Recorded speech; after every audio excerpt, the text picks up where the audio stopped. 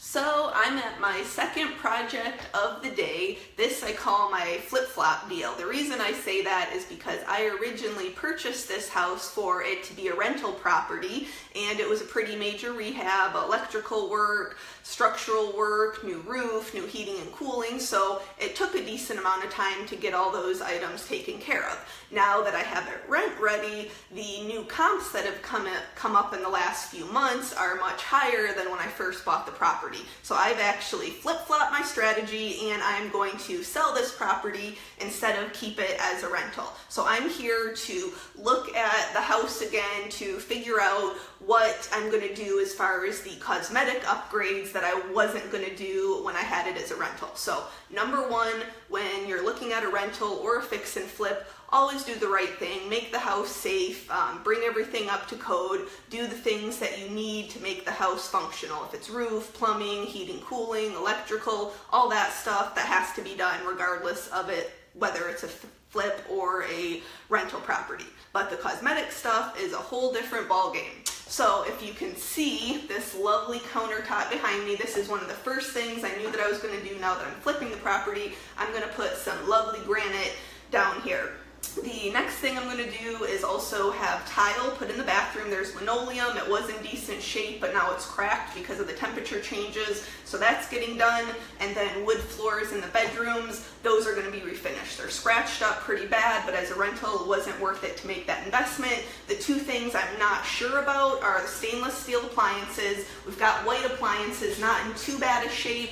The fridge has a couple dings, and then also we've got laminate floors in the kitchen here, wood in the bedroom. So I'm thinking about making the kitchen tile to bring this flooring up to the tile and wood floors to be higher end finishes. Altogether, that is going to be about $4,000 or $5,000 worth of cosmetic upgrades depending on what my final decision is. So as a rental, making those $4,000 or $5,000 in upgrades, that's going to take me a long time to get that money back. If I do those repairs or do those cosmetic upgrades for a rental, I might be able to charge $50 more a month, maybe $75, $100 at the very, very high end. So if I do get $100 more a month, that would still take me almost 4 or 5 years to recoup that money back. So that's just not worth it. If we're looking at $50 a month, that could be 9, 10 years before I recoup that money. So that's why I did not do those upgrades for the rental. For the flip, making that $4,000 or $5,000 investment,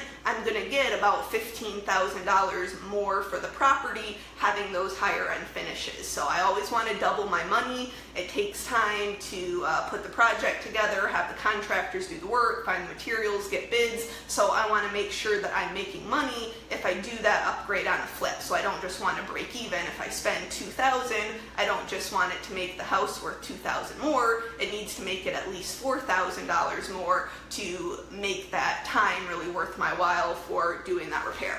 So always look at the area you're in. That's another thing, depending on if it's a higher end area or a starter level house, that can determine some things. But if something's in bad shape for a rental and you need to replace it anyways, there may not be that much of a difference in paying for granite versus laminate or putting in tile versus linoleum. But if those things are already in good place, that's a big expense that you don't necessarily need to take on.